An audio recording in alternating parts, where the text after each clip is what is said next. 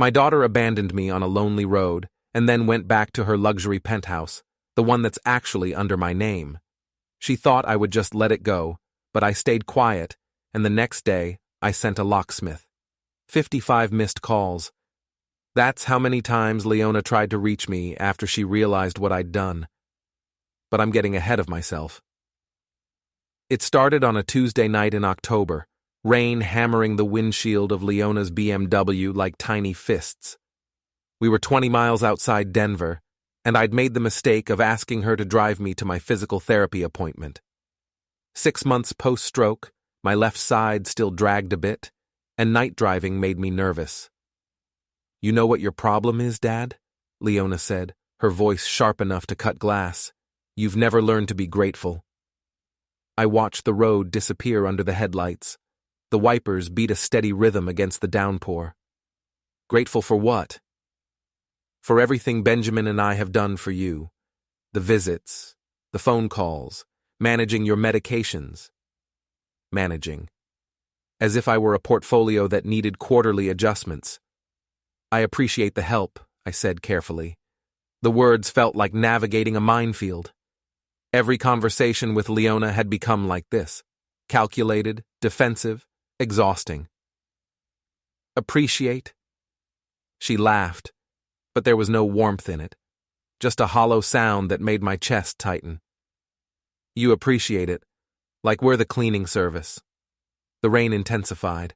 I could barely see the yellow line dividing the highway. Water sheeted across the windshield faster than the wipers could clear it. "Leona, what's really bothering you?" She was silent for a long moment. The only sounds were the rain and the hum of the engine and my own breathing, slightly labored from the anxiety building in my chest. Then she pulled onto the shoulder. Gravel crunched under the tires. The car stopped with a jolt that made my seatbelt lock. "Get out," she said. "Before we continue, we ask you to subscribe and like the video to help the channel grow. Tell us which city you are from in the comments. We would like to get to know our audience better." I thought I'd misheard over the sound of the rain. "What?" "Get out of my car." I looked at her profile in the dashboard light. My daughter. 34 years old, wearing a cream cashmere sweater that probably cost more than my monthly pension. Her jaw was set like concrete. Her eyes stared straight ahead, not looking at me, not willing to look at me. "Leona, we're in the middle of nowhere. You can walk. It'll be good for your physical therapy." She reached across me and opened the passenger door. Cold air and rain rushed in like an assault. The interior light came on, harsh and accusing. "Go on." This is insane. What's insane is me spending my Tuesday evening driving my father around like a chauffeur while he judges every choice I make. You want to know what bothers me? You bother me. You're a burden, and I'm tired of pretending otherwise. The word hung in the air between us. Burden. Some people don't stab you. They just drive away slow enough for you to see their brake lights fade. I got out, stood there in the rain, watching her car pull back onto the highway. She didn't speed off dramatically. She just left, smooth and deliberate, like she was leaving a parking lot after buying groceries. Like this was a perfectly reasonable thing to do to your 64-year-old father who'd had a stroke 6 months ago. The rain soaked through my jacket in seconds, through my shirt, through everything. Cold water ran down my neck and back. My left leg, still weak from the stroke, started to ache almost immediately. I stood there for what felt like an hour, but was probably 10 minutes. Cars passed, spraying more water. Nobody stopped. Why would they? I looked like an old man too stubborn to call for help. Just another problem on the side of the road that wasn't their responsibility. Eventually, I started walking. Each step was harder than the last. My left foot dragged slightly, catching on small rocks and uneven pavement. The physical therapist had warned me about overexertion, had told me to build up gradually, to listen to my body. My body was screaming now, but I kept walking because the alternative was standing still in the rain until I collapsed or someone took pity on me. The stroke had taken my daughter from me, before it touched my brain. That's what I understood on that dark road, rain in my eyes and my left leg screaming. The Leona who'd held my hand in the hospital, who'd promised we'd get through it together. That Leona had never existed. Or maybe she had briefly, and I'd just been too blind to notice when she left. The road stretched ahead, dark and endless. My phone was in my pocket, getting soaked. I thought about calling Eleanor, but my hands were shaking too badly to manage the touchscreen. By the time I reached a gas station, a small fluorescent island in the darkness, I was shivering so hard I could barely hold my phone. The kid behind the counter looked at me like I was a ghost. "You okay, man?" "Fine. Just need to dry off." I called Eleanor from the bathroom. She answered on the first ring. "Norman? I need you to pick me up. Where are you?" No questions about why. No hesitation. Just immediate action. I gave her the address. "I'm coming. Stay inside." She found me 20 minutes later, sitting on the curb outside with a cup of coffee the kid had given me for free. Eleanor took one look at me and wrapped me in the emergency blanket from her trunk without saying a word. We drove home in silence, her hand occasionally reaching over to squeeze mine. She made tea when we got home. I sat at the kitchen table, still shaking, the blanket wrapped around my shoulders like armor that had failed me. "She left you on the road," Eleanor said finally. Not a question. A statement of fact that needed to be acknowledged. Yes. This wasn't the first time she's been cruel. No. But it was the most honest. Eleanor sat across from me. After 37 years of marriage, she could read my face like morning news. Every wrinkle, every expression, every micro-movement told her exactly what I was thinking. "What are you thinking?" I wrapped my hands around the mug. The warmth felt good against my numb fingers. The penthouse she lives in. The one she calls my place on Instagram. The one with the view of the mountains that she brags about to her clients. The one she uses as her business address. What about it? It's legally mine. I bought it for her as a 10th anniversary gift, but I never transferred the title. Her name isn't on any of the paperwork. Not the deed, not the mortgage. Nothing. Eleanor's expression didn't change. She just studied me with those steady gray eyes that had seen me through everything. "Norman, I'm not going to do anything crazy." "Then what are you going to do?" I looked at her. Really looked at her. Eleanor had stood by me through the stroke, through the rehabilitation, through every dark moment when I thought I'd never walk straight again, through nights when I couldn't remember simple words, through mornings when I couldn't button my own shirt. She'd never complained, never sighed with impatience, never made me feel like a burden. "I'm going to change the locks," I said. She studied me for a long time. The kitchen clock ticked. Outside, the rain had finally stopped. Then she nodded, just once. "Don't start a war you're not prepared to finish." "I'm not starting anything. I'm just changing the locks." "Norman." She reached across the table and took my hand. "Once you do this, there's no going back. You understand that?"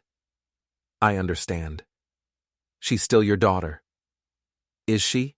Because tonight she was just a woman who left me on the side of the road like garbage."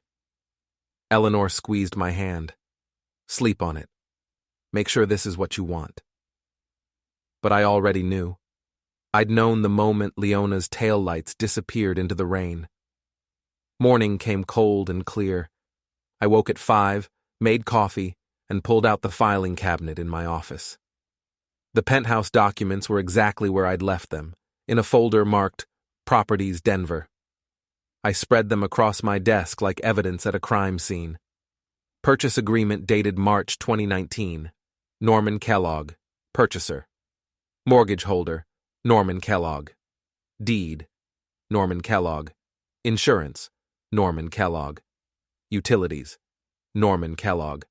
I'd bought it in 2019, back when I was still working as a consulting engineer for the city. Leona had just married Benjamin, and I wanted to give them something special, a real foothold in the Denver market. Something that would launch her real estate career.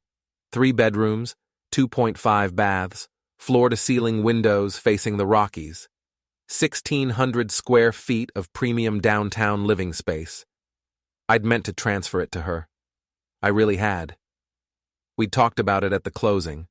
The plan was to gift it to her after a year, once I'd handled the tax implications properly. But something always came up. Paperwork got delayed, then more delays. Then the stroke happened in April, and property transfers became the last thing on anyone's mind.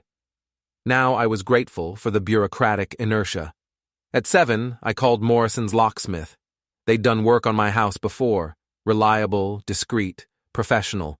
Old-school guys who didn't ask unnecessary questions. Morrison's, this is Pete.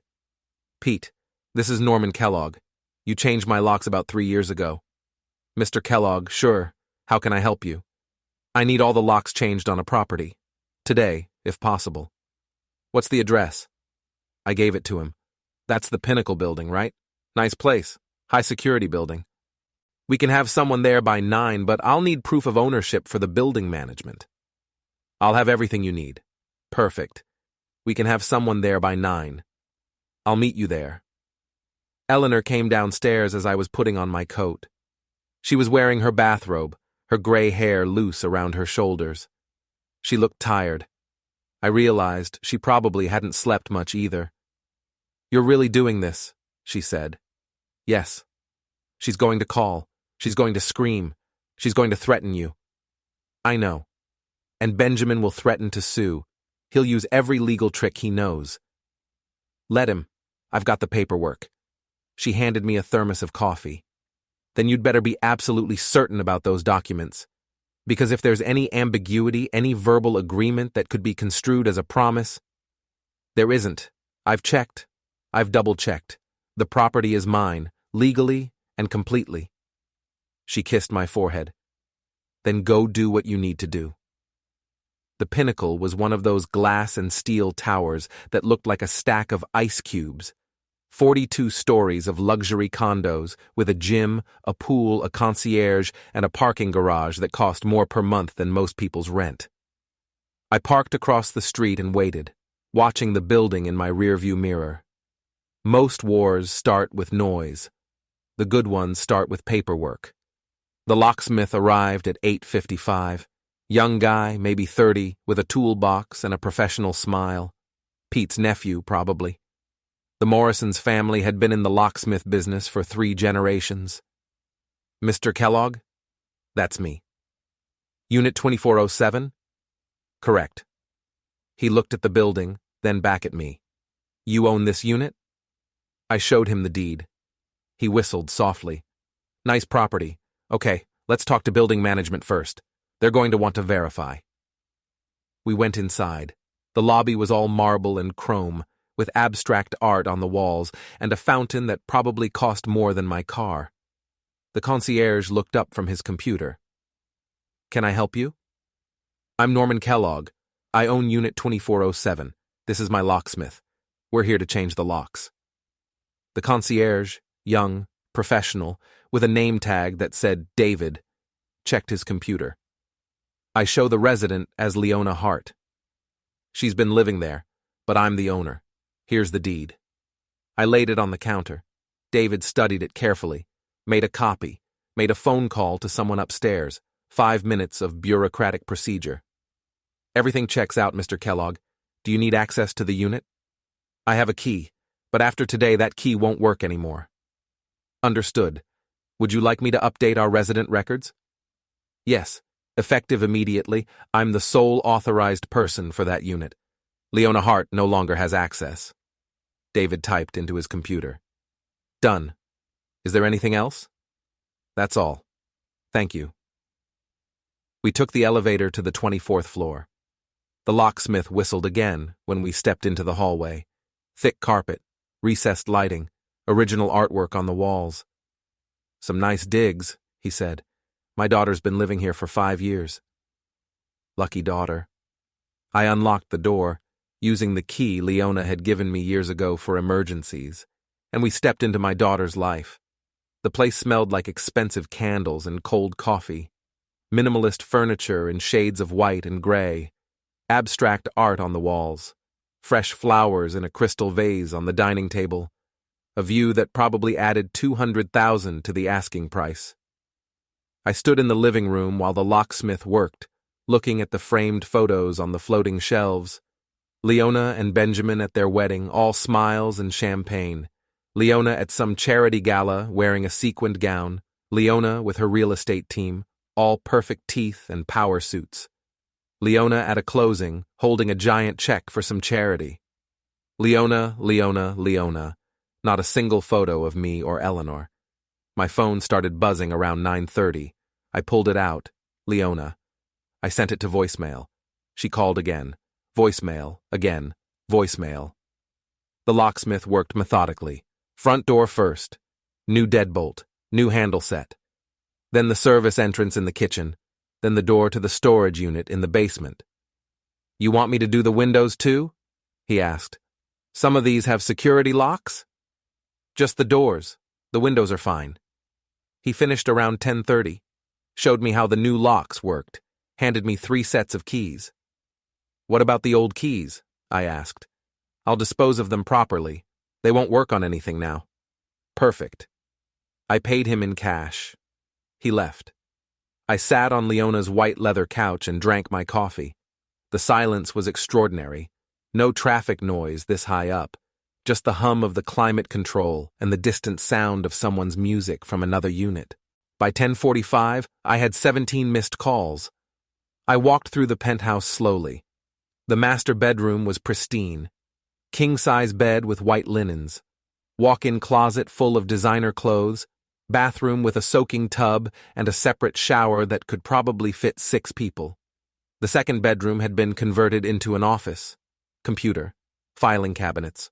A wall of real estate awards and certifications. Photos of properties she'd sold. Her broker's license in a frame. The third bedroom was empty except for some exercise equipment and boxes of God knows what. I checked the kitchen. Expensive appliances, pantry full of organic this and artisanal that. Wine fridge stocked with bottles that probably cost more than my monthly electric bill. This was the life my daughter had built. Or rather, the life I'd enabled her to build. I locked the door behind me and drove home slowly, savoring the quiet. Eleanor was in the garden, pruning the roses. She looked up when I pulled into the driveway. How did it go? Clean. Professional. Done. Are you at peace with this? I thought about standing in the rain, about Leona's voice saying the word burden like it tasted bad, about her driving away without a backward glance. Peace isn't the goal. Accuracy is. By noon, I had 31 missed calls. By 2:45. By 5:55. I didn't answer any of them. Eleanor and I had dinner on the patio. Grilled chicken. Her potato salad. The evening was cool but not cold. The mountains were purple against an orange sky. What do you think she's doing right now? Eleanor asked. Probably standing outside the penthouse, trying her key, realizing it doesn't work. And then? And then she'll call Benjamin. They'll talk to a lawyer. They'll realize they have no legal standing. And then she'll have to face the consequences of what she did. Which are that actions have consequences, that you can't treat people like garbage and expect them to keep providing for you. Eleanor was quiet for a moment. You sound angry. I am angry. I've been angry for 6 months, since the stroke. Since I realized that my daughter sees me as an inconvenience, as something to be managed and tolerated, and eventually discarded. Maybe she was just having a bad day. Eleanor. I set down my fork. She left me on the side of the road, in the rain, 20 miles from home. That's not a bad day. That's a character revelation. She reached across the table and took my hand. I know. I'm not defending her. I'm just trying to understand how we got here. We got here because I enabled her, because I gave her everything she wanted and never made her work for anything, because I thought that's what good fathers do. You are a good father. Maybe. But I raised a terrible daughter. The phone rang inside. Both of us looked toward the house. "That's probably her," Eleanor said. "Probably." "Do you want me to answer?" "No. Let her leave a message. Let her scream into the void. It's good practice for the rest of her life." We finished dinner as the sun set. The phone rang 4 more times. We didn't answer. The calls stopped around 7. I knew why. Leona had finally made it to the penthouse, tried her key, and realized what I'd done. She'd probably called the building management, probably screamed at David the concierge, probably threatened legal action, and David had probably, very professionally, told her to take it up with the owner. I was making dinner when she showed up at our house. The doorbell rang, 3 sharp, angry jabs that echoed through the house like gunshots. Eleanor looked at me from the kitchen table. "Want me to get it?" "No, I'll handle it." I opened the door. Leona stood on the porch with Benjamin behind her. My daughter looked like she'd run through a hurricane, hair disheveled, makeup smeared, eyes wild with rage and disbelief. Benjamin stood with his arms crossed, trying to look authoritative and succeeding only in looking pompous. "What the hell did you do?" Leona screamed. "Change the locks," I said calmly. "You can't just take my home." "Can't? I already did. Technically, months ago." Benjamin stepped forward. He was a tall man, well-dressed in a suit that probably cost $3,000, with the kind of face that looked good on campaign posters or corporate websites. "Mr. Kellogg, this is theft. Pure and simple. We can resolve this civilly, or we can involve law enforcement." I went to my office and returned with the folder. I laid the documents on the hall table where they could both see them. Purchase agreement, mortgage statements, deed, insurance documents, all in black ink, all bearing my name and my signature. "Read carefully," I said. Benjamin picked up the deed.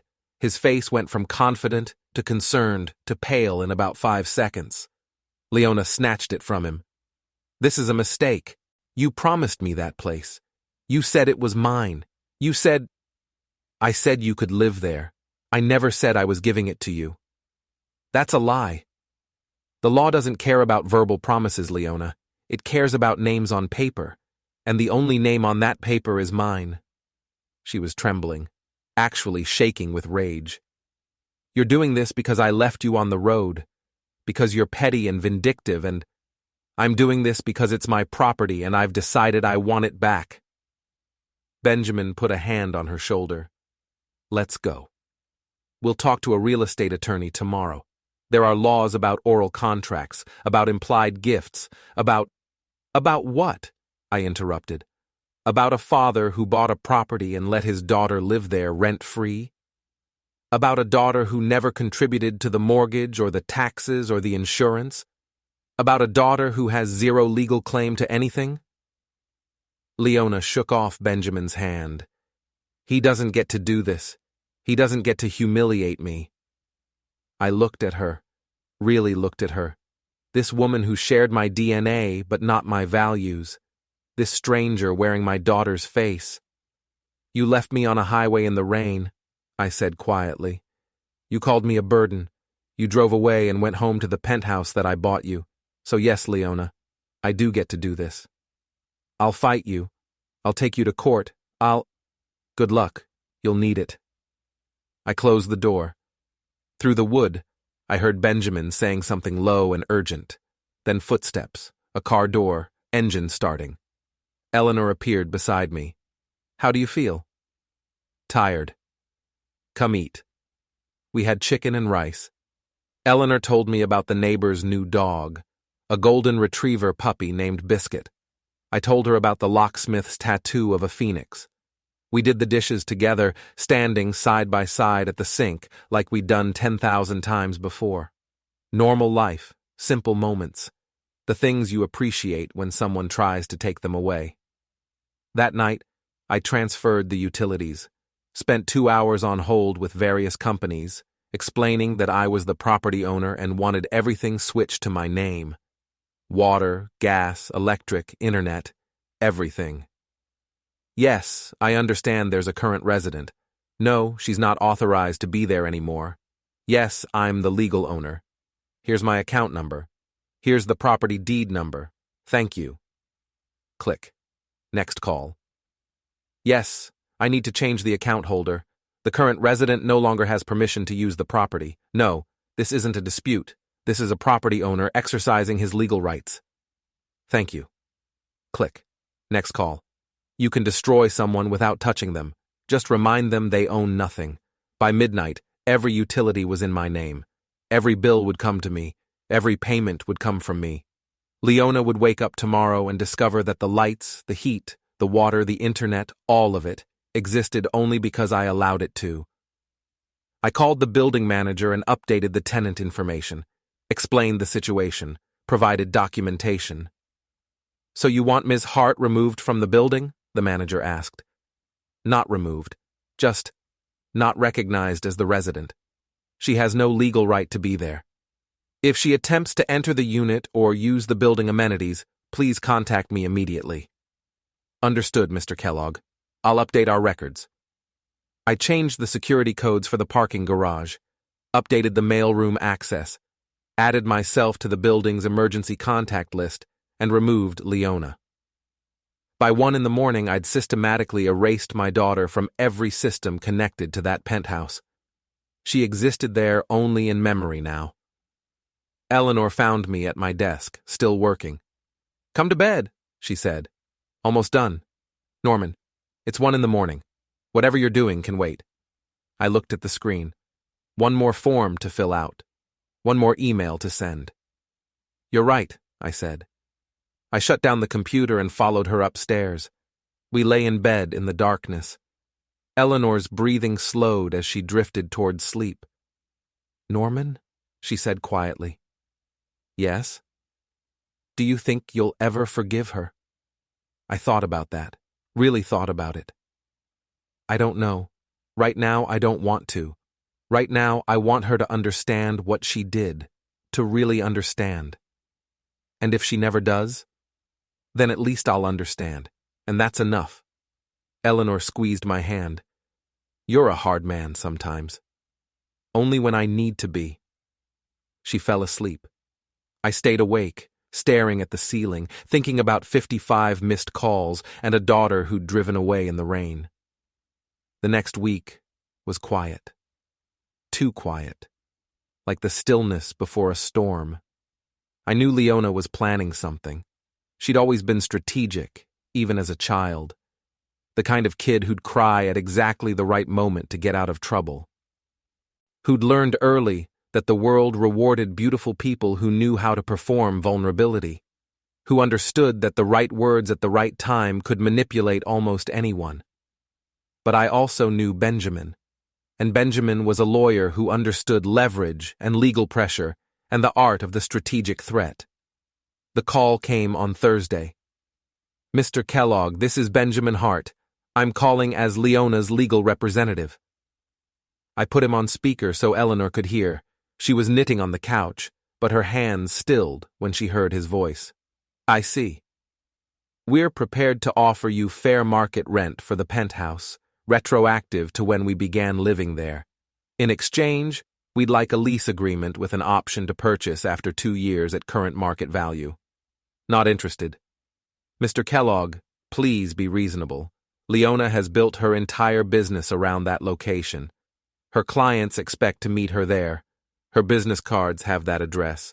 Moving would damage her professional reputation and cost her tens of thousands in lost revenue. Should have thought about that before she left me on the side of the road. Silence. Long enough that I thought he might have hung up. I understand you're hurt, Benjamin said carefully, but this seems disproportionate. We're talking about housing, about stability, about your daughter's livelihood. We're talking about property that legally belongs to me, property I have every right to control. Courts can recognize implicit gift transfers, especially between family members. There's a concept called promissory estoppel. If Leona relied on your promise of the property to her detriment, I made no promise. I allowed her to live there. That's not a gift. That's not a promise. That's permission, which I've now revoked. Mr. Kellogg, try it. Take me to court. I'll see you there. I hung up. Eleanor set down her knitting. He's going to sue. Maybe, probably, but he'll lose.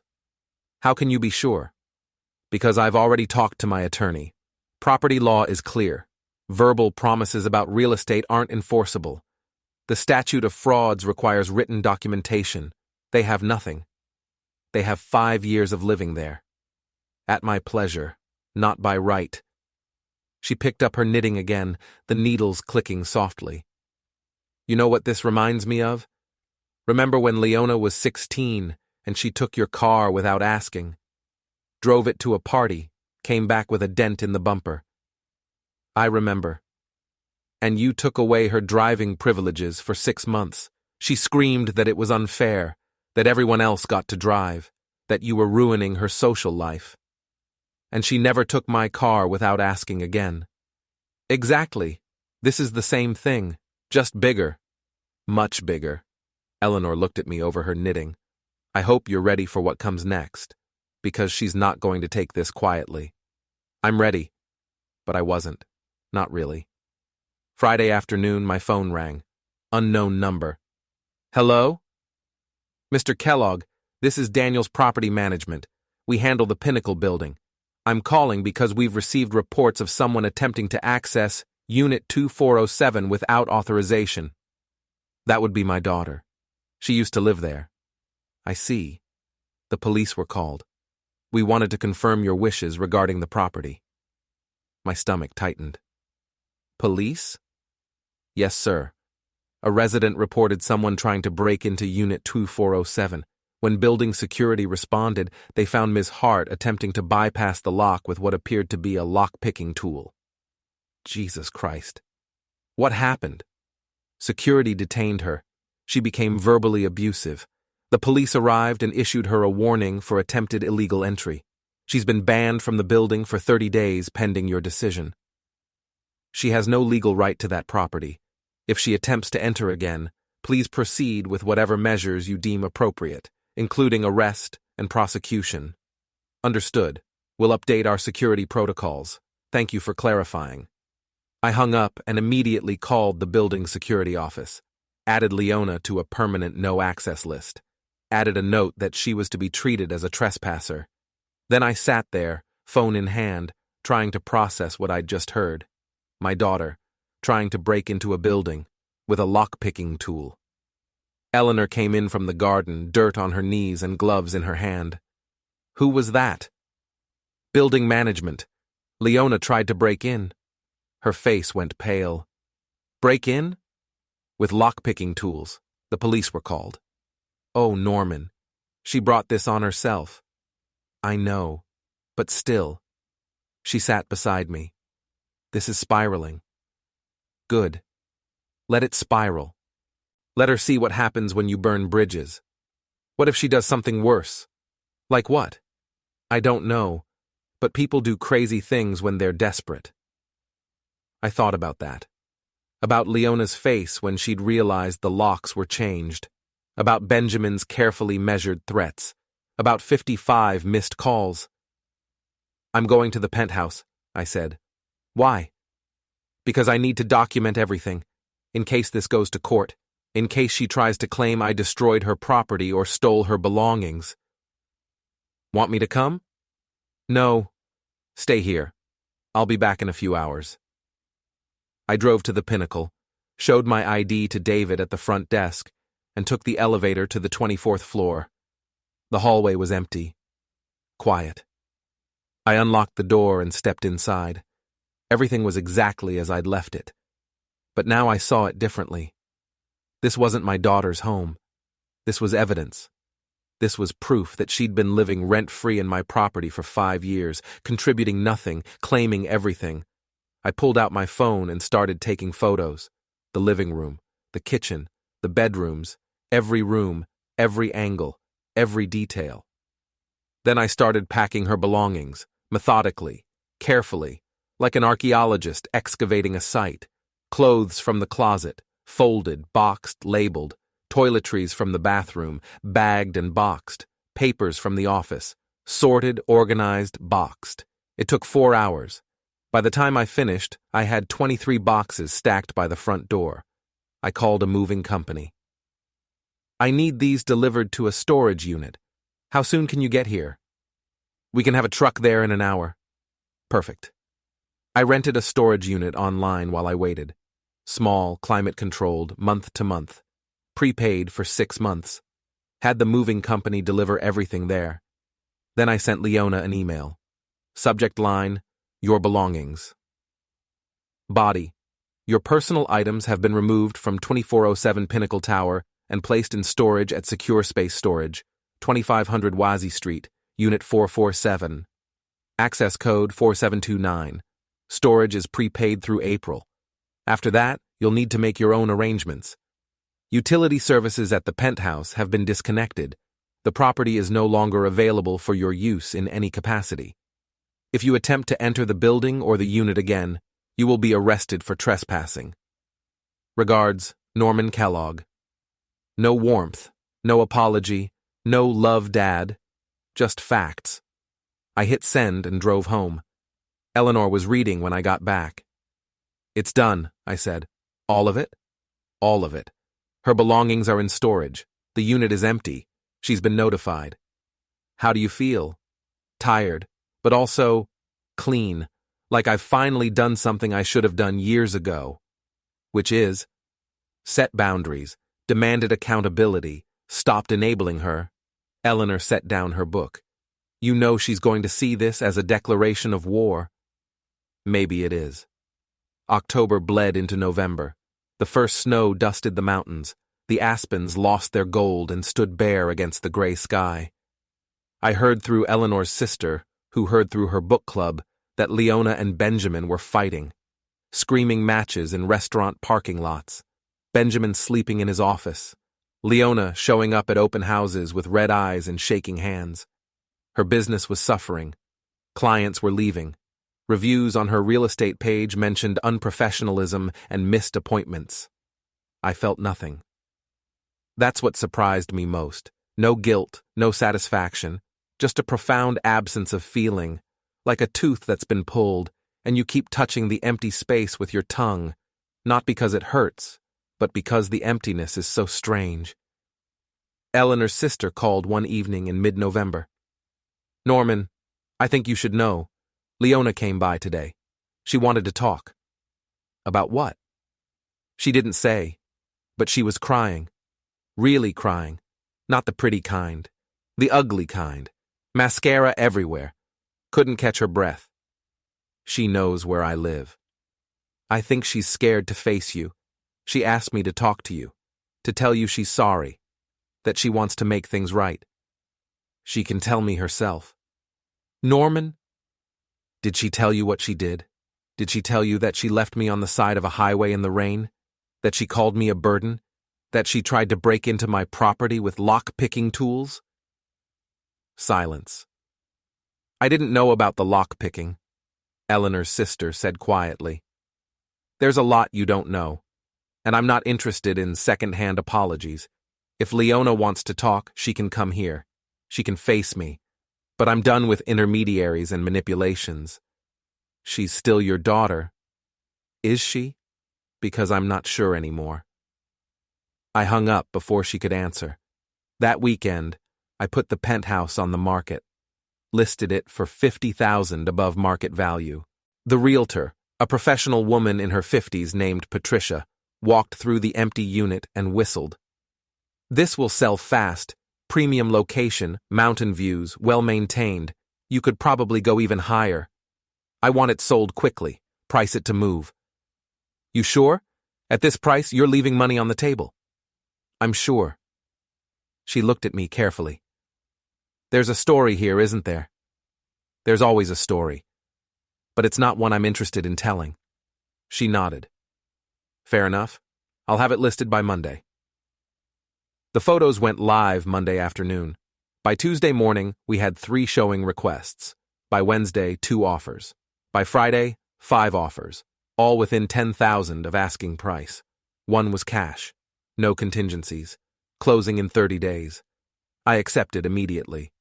Patricia called Leona as a professional courtesy. She'd been living there after all, and the new owners would need vacant possession. How did she take it? I asked. Patricia was quiet for a moment. Not well. She sobbed through the entire call, asked if there was any way to stop the sale. I had to explain that you're the legal owner and can sell whenever you choose. She hung up on me. I'm sorry you had to deal with that.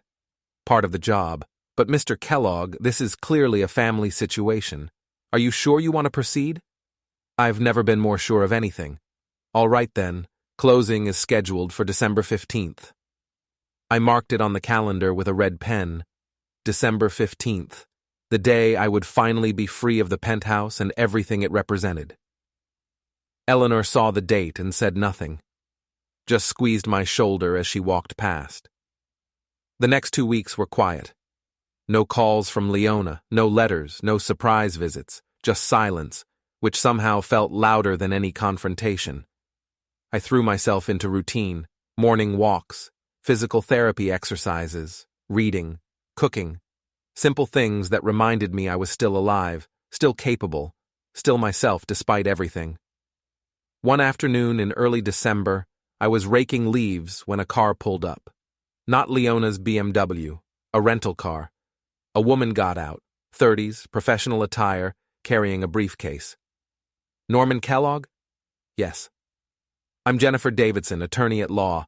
I represent Leona Hart in a matter concerning property at 2407 Pinnacle Tower. My chest tightened. I have an attorney. You should contact him. I'd prefer to speak with you directly. May I have a moment of your time? No. She blinked. Mr. Kellogg, I'm trying to resolve this amicably. There's nothing to resolve. The property is mine. It's been sold. The transaction closes in 2 weeks. Your client has no legal standing. Mr. Kellogg, Leona is willing to drop any legal claims if you'll agree to split the proceeds from the sale 50-50. She believes that's fair given the years she invested in the property. Invested? She paid no rent, no mortgage, no taxes, no insurance, no utilities. She invested nothing. She made improvements. She used it as her business address. She lived there for free. That's not investment. That's charity. And the charity has ended. Jennifer Davidson's professional smile faltered. Mr. Kellogg, I understand you're angry, but surely there's some middle ground. There isn't. And if Leona wants to pursue legal action, she's welcome to try. But she'll lose, and she'll waste money she apparently doesn't have on attorneys who will tell her exactly what I'm telling you now. The property is mine. The sale is final. There's nothing more to discuss. I see. She pulled a business card from her briefcase. If you change your mind, I won't. She left. I went inside. Eleanor was at the kitchen table working on a crossword puzzle. Who was that? Leona's lawyer wanted me to split the sale proceeds with her. Eleanor set down her pen. What did you say? No. Just no? Just no. She studied my face. You're really not going to give her anything? Should I? After everything? I'm not saying you should. I'm asking if you're at peace with that decision. I sat across from her. Leona had 5 years in that penthouse, 5 years of living rent-free in a luxury condo, 5 years of building her business without overhead, 5 years of opportunities I gave her. And what did she give me? Norman? A ride to physical therapy that ended with me standing in the rain. That's what she gave me. So no, I'm not giving her a dime. And yes, I'm at peace with it. Eleanor reached across the table and took my hand. Okay. Just okay? Just okay. This is your decision. I'll support you either way. That night, I dreamed about Leona as a child, 6 years old, learning to swim at the community pool. She'd been terrified of the water at first, clung to my neck, crying, begging me not to let go. I've got you, I'd said. I won't let you go until you're ready. And I hadn't. I'd held her through the fear, through the panic, until she was ready to try on her own. And when she finally did, when she swam those first few strokes across the shallow end, her face had lit up with joy. I did it, Daddy. I did it. I woke up with tears on my face. Eleanor stirred beside me. You okay? Just a dream. About Leona? About who she used to be? Eleanor wrapped her arms around me. People change. I know. That's what hurts. We lay there in the darkness, holding each other, grieving for a daughter who'd been lost long before I changed the locks. The call came 2 weeks before closing. Dad? I almost didn't recognize her voice. It was small, young, fragile. The voice of the little girl who used to make me construction paper cards on Father's Day, who used to climb into my lap during thunderstorms, who used to say, "I love you, Daddy," every night before bed. Leona. Can we talk? In person? I looked at Eleanor. She was reading in the chair by the window, but she glanced up when she heard the tone in my voice. She nodded slightly. When? Tomorrow, I could come by, just me. Not Benjamin, not any lawyers, just us. I hesitated. Every instinct told me this was a trap, another manipulation, another performance. But she was still my daughter. Whatever else had happened, whatever damage had been done, that fact remained. Tomorrow, 2 o'clock. Thank you. Thank you so much. Tomorrow, 2 o'clock. I hung up. Eleanor set down her book. You're meeting with her? Yes. Are you ready for that? I don't know, but it has to happen eventually. Does it? I thought about that. I need to see her face. I need to hear what she has to say. I need to know if there's anything left worth saving. And if there isn't, then at least I'll know, and I can move on. Eleanor came and sat beside me. Whatever happens tomorrow, remember that you've done nothing wrong. You set a boundary. You demanded respect. Those are good things. Then why do I feel like a villain? Because she's made you feel that way. Because she spent her whole life making you responsible for her happiness. And when you finally stopped, she couldn't handle it. I pulled her close. What would I do without you? You'd be fine, but I'm glad you don't have to find out. The next day crawled by. I tried to read, tried to watch TV, tried to work on a crossword puzzle. Nothing held my attention. At 1:30, I showered and changed clothes, put on slacks and a button-down shirt. Eleanor said I looked like I was going to a funeral. Maybe I am, I said. She arrived at exactly 2 o'clock. That surprised me. Leona was usually fashionably late to everything, but the doorbell rang right as the grandfather clock in the hallway chimed twice. I opened the door. She looked terrible. Hair pulled back in a simple ponytail. No makeup, or maybe just a little to cover the dark circles under her eyes. Jeans and a sweater I recognized from her college days. She'd lost weight. Her face looked gaunt. Her eyes were hollow. Hi, Dad. Come in. We sat in the living room. Eleanor brought tea and then disappeared into the garden, giving us privacy, but staying close enough to intervene if needed. Leona wrapped her hands around the mug but didn't drink. Just held it like a security blanket. I need to apologize, she said. I waited. The road, that night, leaving you there. It was unforgivable. I was angry and stressed about work and taking it out on you, and I'm so sorry.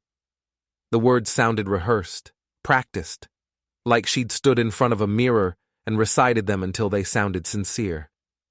Okay, I said. I know I don't deserve forgiveness, but I'm hoping we can find a way forward. Benjamin and I are working things out. We're in counseling, and I've been thinking about family and what really matters and... The penthouse sold, I said. She stopped, blinked. The mug trembled in her hands. What? It closed yesterday. New owners took possession this morning. Her face turned white, like the moment before a person realizes their whole world just slipped. You didn't tell me. I didn't need to. But my things... In a storage unit. I sent you the information months ago. Dad, please, if you're selling, Let me buy it. We can work out payments. We can get a mortgage. It's already sold. The deed transferred yesterday. It's done. Then unsell it. Tell them you changed your mind. Tell them I haven't changed my mind. Why are you doing this to me? Her voice cracked. The rehearsed calm shattered. Why are you destroying my life? I'm not destroying anything. I'm simply managing my property as I see fit. You're punishing me. Maybe. Does it matter? She stood up. The tea sloshed onto the coffee table, spreading across the wood in a dark stain. Yes, it matters. It matters because this isn't about property. This is about you being vindictive and cruel and... Cruel? I stood slowly. My left leg ached from sitting. You want to talk about cruel? You left me on a highway, in the rain, after I'd asked you for help getting to physical therapy. You drove away and went home to the penthouse I bought you and posted on Instagram about your perfect life while I walked 3 miles in the dark. I made a mistake. You made a choice. There's a difference. I was having a bad day, and I was recovering from a stroke, but somehow my medical crisis was less important than your bad day. She grabbed her purse. You know what? Fine. Keep your stupid penthouse. Keep your petty revenge. But don't pretend this is about property rights or legal technicalities. This is about you being a bitter old man who can't accept that his daughter has her own life. My own life? The words came out harsher than I intended. You don't have your own life, Leona. You have my life. Everything you have, I gave you. The car you drive, I co-signed the loan, the business you run, I gave you the startup capital, the wardrobe, the lifestyle, the image. All of it came from me. You've never stood on your own. You've just stood on my shoulders and pretended you were tall. Her hands were shaking. That's not fair. Fair? You want to talk about fair? I gave you everything. Private school when we could barely afford it. College with no loans. Your wedding, $30,000 for one day. That penthouse, everything. And you repaid me by treating me like an inconvenience. You did. You absolutely did. Every phone call was too long. Every visit was too much to ask. Every request for help was met with sighs and excuses. And the worst part is you don't even realize it. You think you're entitled. You think the world owes you comfort and success and perfect Instagram moments. You think your father's purpose is to fund your lifestyle and then disappear when you're done with him. Tears streamed down her face, ruining what little makeup she wore. You're twisting everything. Am I? Yes, God, yes. I made one mistake. One terrible mistake on one bad night, and you're destroying my entire life over it. I'm not destroying anything. I'm just stepping back and letting you handle your own problems. For the first time in your life, you're facing consequences, and you can't handle it. She walked to the door, turned back. Her face was a mess of tears and rage and something else, something that looked almost like fear. Benjamin was right about you, she said. He always said you were cold, calculating, that you only cared about being right, not about being good. I defended you. I said he didn't understand. But he was right all along. Maybe he was. I'll get the money back somehow. I'll find a lawyer who can prove you promised it to me. No, you won't. Because it never happened. Because I never promised you anything except my love and support, and you threw both away. Watch me. I did watch you. I watched you drive away on that road, and I learned everything I needed to know. She left. The door slammed hard enough to rattle the pictures on the wall. Car door slammed, engine roared to life, tires squealed on the pavement. Eleanor came inside, wiping dirt from her hands. That went well. She threatened to sue. Will she? Probably. She'll lose, but she'll try. We had dinner. I grilled steaks even though my hands were shaking. Eleanor made her potato salad. We ate on the patio wrapped in blankets even though it was cold, watching the sun set behind the mountains in streaks of orange and purple. "Do you regret it?" Eleanor asked. "Which part?" "Any of it." I thought about that. Really thought about it. About the locks and the storage unit and the sale. About 55 missed calls and a daughter's tears. About 34 years of memories being reduced to a property dispute. "No," I said finally. "I don't." Not even a little? Not even a little. Because if I hadn't done this, nothing would have changed. She would have kept taking. I would have kept giving. And we would have pretended it was love when it was really just habit. Eleanor squeezed my hand. "You're a hard man, Norman Kellogg." "Only when I need to be." We watched the stars come out, cold and distant and beautiful, like truth. December came fast and bitter. Christmas lights went up on the neighborhood houses.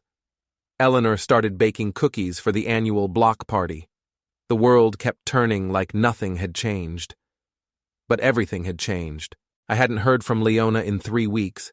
No calls, no texts, no letters, just silence that felt both peaceful and unsettling. Then, on a Tuesday morning, my phone rang. "Dad?" "Yes." "I need to get my things from the penthouse before the new owners move in. The storage unit doesn't have everything. Some of my business files are still there. Client contracts, tax documents. The sale closed 2 weeks ago. The new owners took possession." "I know, but there are things I need, important things. Please." I thought about saying no, about telling her the property was no longer mine to grant access to, but the business documents were legitimate. I'd seen them when I packed her things, folders full of real estate contracts and closing statements. "I'll call the new owners. If they agree, you can come get your things. 1 hour, I'll supervise." "You don't have to." "Those are the terms." Silence. "Fine, when?" "I'll call you back." I contacted the new owners, a young couple from California who worked in tech, explained the situation. They were gracious about it. "No problem, we haven't moved in yet.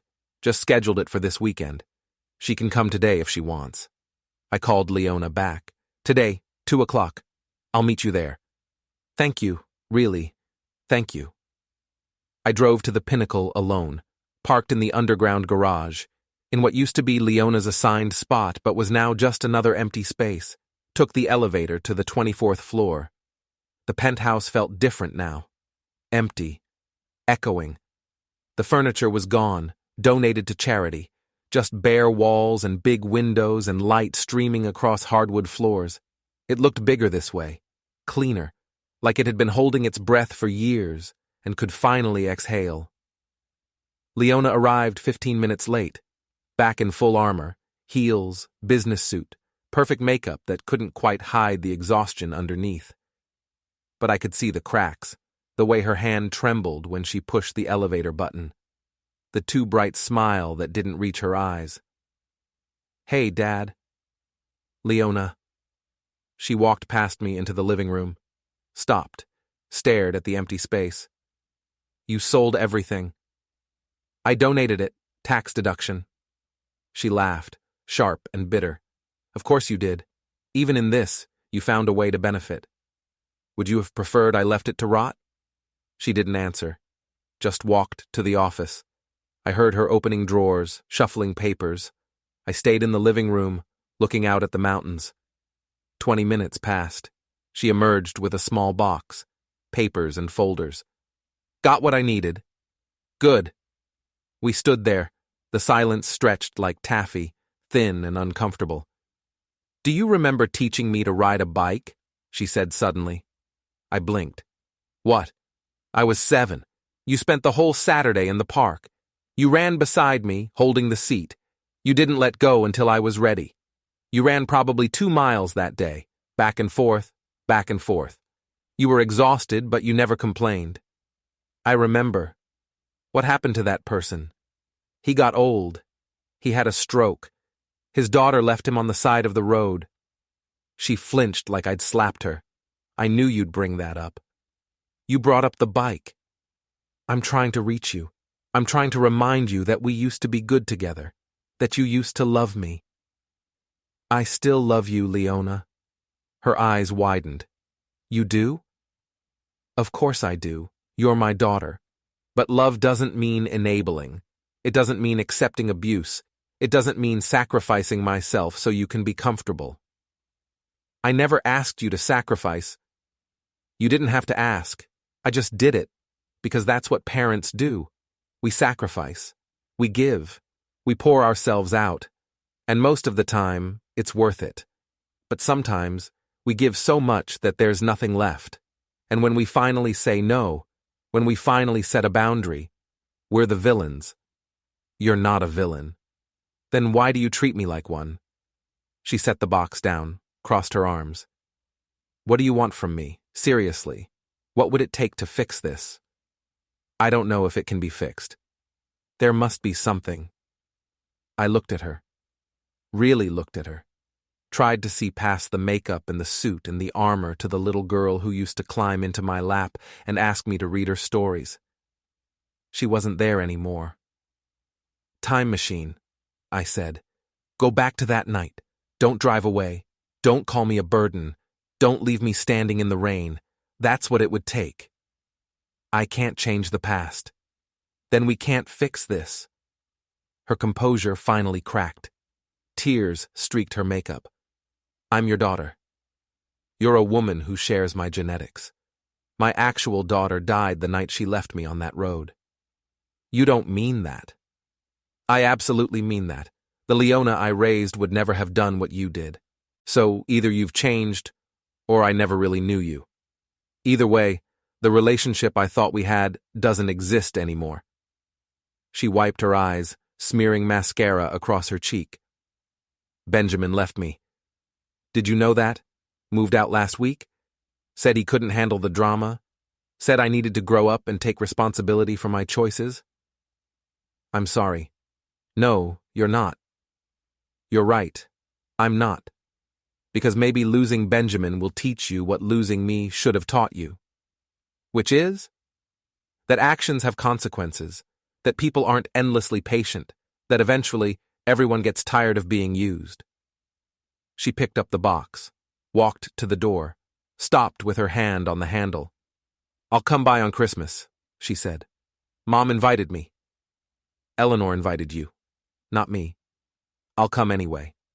That's your choice, but don't expect me to pretend everything's fine.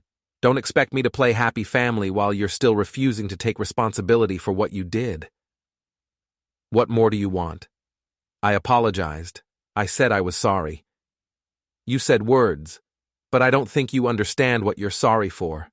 I don't think you really get it. Then explain it to me. You can't explain empathy, Leona. You either have it or you don't, and right now, I don't think you do. She left without another word. The door closed softly this time. No slam, no drama, just a quiet click that somehow felt more final than any argument. I stood alone in the empty penthouse. 55 missed calls. 3 weeks of silence. One last attempt at reconciliation. All of it meaningless. I locked the door and left the keys with the building management for the new owners. Eleanor hosted Christmas Eve dinner despite my protests. Her sister and brother-in-law. Their 3 kids, now teenagers. 2 neighbors from down the street. 20 people crammed into our living room, drinking wine and eating Eleanor's famous honey-glazed ham. Leona arrived at 8, after everyone else. She brought wine, expensive wine, probably trying to make an impression, and a forced smile that looked painful. She hugged her aunt, made small talk with the neighbors, laughed at someone's story about their disastrous vacation in Cancun, where everything that could go wrong did. She didn't look at me. I stayed in the kitchen, helping Eleanor with dishes, scraping plates, loading the dishwasher. Normal tasks that felt grounding. She's trying, Eleanor said quietly. Is she? She came. That's something. It's performance. She's scared people will judge her if she skips her father's Christmas party. This isn't about reconciliation. It's about image. Eleanor rinsed a serving dish. Maybe, but she's here. And maybe that's enough for tonight. It's not enough for me. She dried her hands and turned to face me. I know. And I'm not asking you to forgive her. I'm just asking you to be civil. For tonight. Can you do that? I thought about saying no, about making a scene, about forcing everyone to acknowledge the elephant in the room. But Eleanor had organized this. Eleanor, who'd stood by me through everything. Eleanor, who deserved one normal Christmas. Yes, I said. For tonight. Around 9, people started leaving. Coats and hugs and promises to get together soon that probably wouldn't materialize, but felt good to say anyway.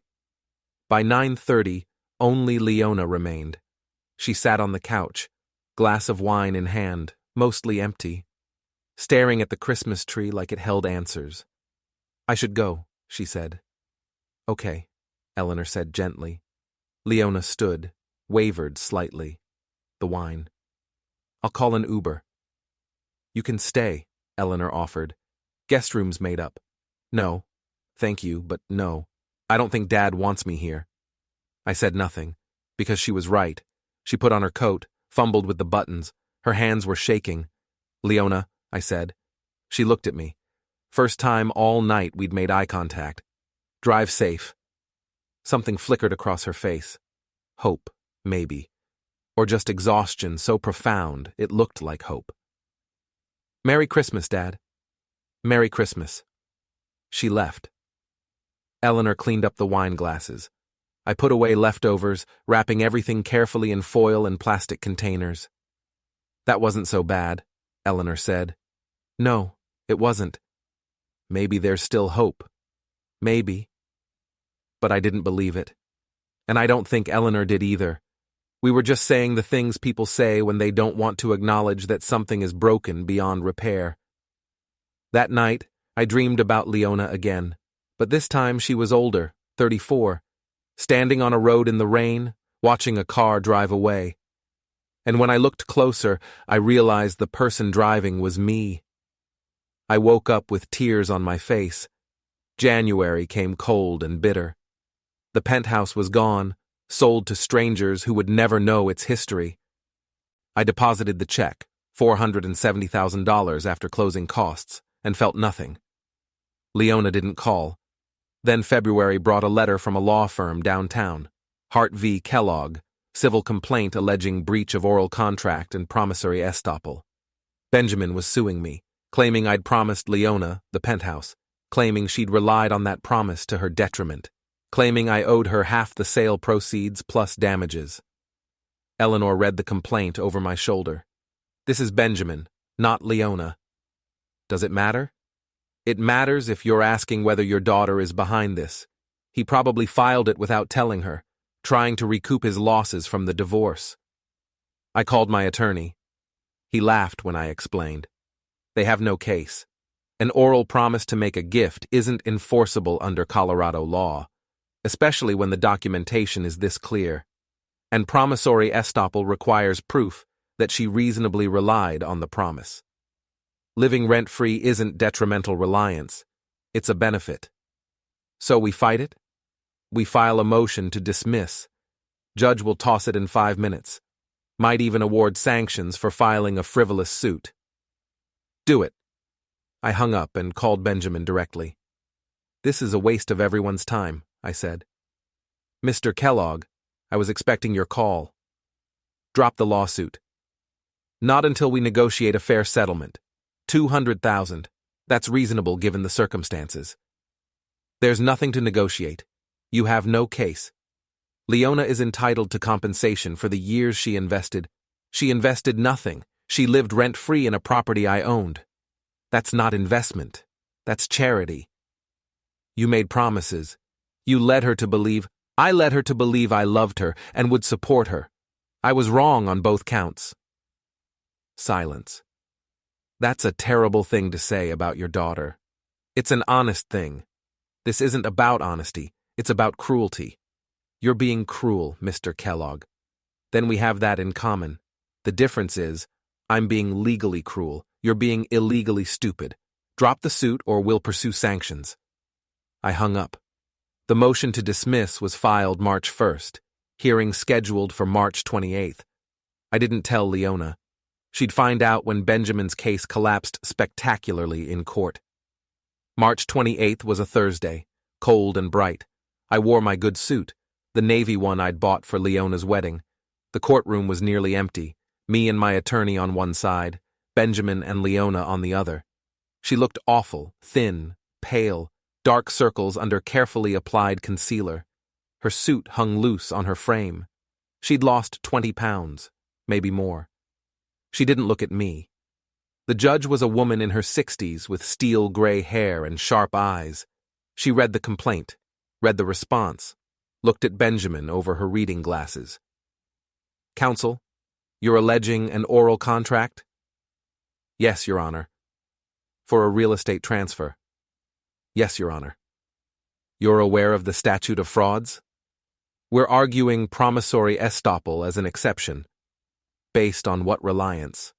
My client spent considerable time and resources improving the property and building her business around that location. Did she have a lease? No, but did she pay rent? The understanding was that the property would eventually be transferred. Counsel, I asked a simple question. Did your client pay rent? Benjamin hesitated. No, Your Honor. So she lived rent-free in a property owned by her father, made no financial contributions, has no written agreement, and now claims she's entitled to ownership because he said nice things at some point? Your Honor, the emotional harm, this isn't a tort claim, counsel. This is a contract dispute masquerading as one, and I see no contract. I see a daughter who lived rent-free, and a father who finally said enough. Motion to dismiss? My attorney stood. Yes, Your Honor. Granted. With prejudice, and counsel. She looked at Benjamin. Consider yourself lucky I'm not awarding sanctions for wasting this court's time. Next case. Gavel. Done. Benjamin stood frozen. Leona put her face in her hands, her shoulders shaking. I walked out without looking back. In the hallway, I heard footsteps behind me. Fast. Desperate. Dad. Dad. Wait. I turned. Leona stood there, mascara running, hands shaking, looking like she might collapse.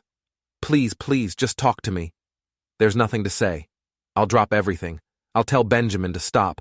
Just, please, I can't lose you. You already did, 9 months ago, on a rainy road. No, I didn't. I made mistakes. I was terrible to you.